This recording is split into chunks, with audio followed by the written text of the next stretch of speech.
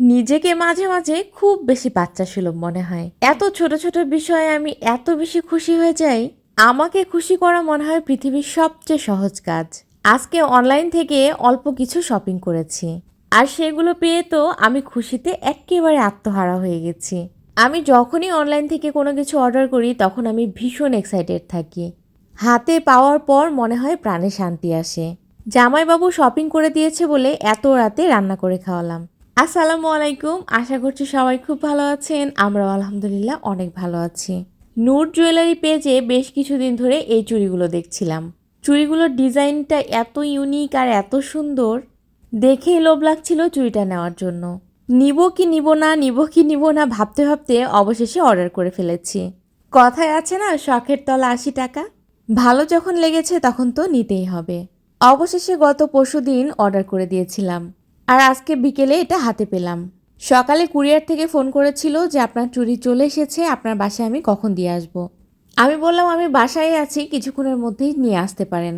কিন্তু বেচারা ডেলিভারি ম্যানের গাড়ি নষ্ট হয়ে গেছে, এই জন্য উনি আর তখন আসতে পারেনি। তখন কি যে খারাপ লাগছিল আমার। যতই মন খারাপ হোক, অবশেষে বিকেলে এসে দিয়ে গেছে। আর এদিকে অনলাইনে দেখছি মাত্র ৩৩০ টাকায় এই বেডশিটগুলো পাওয়া যাচ্ছে। দামি চাদরগুলোর ডিজাইনগুলোতেই পাওয়া যাচ্ছে। খুব কনফিউশনে ছিলাম যে এত কম দামে এত দামি দামি চাদরের ডিজাইন তারা কিভাবে দিচ্ছে। তাই কৌতূহলবশত একটা অর্ডার করেছি, দেখি আসলে আসার পর কেমন হয়। তারপর হাতে পাওয়ার পর যা বুঝলাম খুব একটা মন্দ নয়। জিনিস যেটা ভালো দাম তার একটু বেশি, এটা স্বাভাবিক। ৩৩০ টাকায় বেডশিট তো কল্পনাই করা যায় না। তাই ১০০০ টাকার বেডশিটের সাথে ৩৩০ টাকার বেডশিটের তুলনা করলে চলবে না। তবে দাম হিসেবে বেডশিটগুলো বেশ ভালো। কোয়ালিটি যদি এরকম আগে বুঝতে পারতাম তাহলে আরও কয়েকটা নিতাম। যাই হোক, চুড়িটা ভীষণ পছন্দ হয়েছে, আর বেডশিটটাও মোটামুটি প্রাইস অনুযায়ী অনেক ভালো লেগেছে। আর সেই খুশিতে আমি তো একেবারে দিশেহারা। নতুন চুড়ি পরে আয়নার সামনে তো রং ঢং চলছেই। চুড়ি পরে আমার চেহারার কোনো কিছু পরিবর্তন আসবে না ঠিকই, তবে সুন্দর চুড়িগুলো পেয়ে মনের কিন্তু বেশ পরিবর্তন হয়েছে। আর হ্যাঁ, এই টুলটাও আজকে নিয়ে এসেছি। যখন ড্রেসিং টেবিল বানিয়েছিলাম তখন ড্রেসিং টেবিলের টুল বানানো হয়েছিল না। অন্য একটা লাল কালার প্লাস্টিকের টুল ব্যবহার করতাম, সেটা আস্তে আস্তে আসলে নষ্ট হয়ে গেছে, কারণ প্রায় ১০ বছর ধরে ব্যবহার করছি। আর ওই টুলটাও আমার ঘরের সাথে বেশ বেমানান লাগে। তাই অনলাইনে অনেক ঘাটাঘাটি করে দেখলাম কম দামের মধ্যে এই টুলটা কাঠের কালারের সঙ্গে সুন্দর ম্যাচিংও হচ্ছে, আর একটু দেখতেও ভালো আছে। এত কম দামের মধ্যে এরকম পারফেক্ট আর কোনো কিছুই হতো না। তাই আমি এটাই চুজ করেছি, আর আজকে এটাই নিয়ে এসেছি। নিয়ে আসার পর ড্রেসিং টেবিলের সামনে রেখে কিন্তু বেশ ভালো লাগছিল। কিন্তু সাজগোজ খুশি আনন্দ সবই তো হচ্ছে, কিন্তু আজকে দুপুরে আমি রান্না করিনি।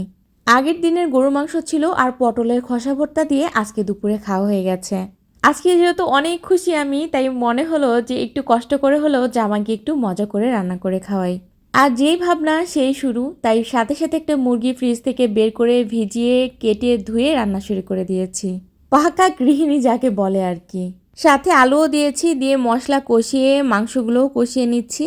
যেহেতু সবসময়ই আমার মুরগির মাংস আর গরুর মাংস রান্না আপনারা দেখেনি কম বেশি, তাই আজকে আর আলাদা করে কিছু দেখাচ্ছি না। একদম তাড়াতাড়ি কেটে ধুয়ে মশলা কষিয়ে মাংস কষিয়ে নিচ্ছি। আর রাইস কুকারে গরম গরম ভাত বসিয়েছি।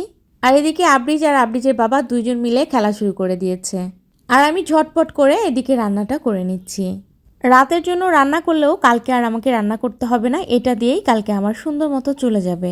আর এই তো কথা বলতে বলতে আমার রান্নাটাও হয়ে গেছে। আর এখন তিনজন মিলে এক প্লেটে খাবার খাবো। বাবা আর ছেলেকে খাইয়ে দিতে হবে, কারণ তারা খেলাধুলা নিয়ে মহাব্যস্ত। আর ওদেরকে খাওয়াতে খাওয়াতে আমিও খেয়ে নিব। তাহলে আমরা খেতে থাকি, আর খেতে খেতে বিদায় নিয়ে নিচ্ছি। ভিডিওটা কেমন লেগেছে জানাতে ভুলবেন না। আল্লাহ হাফেজ, আসসালামু আলাইকুম।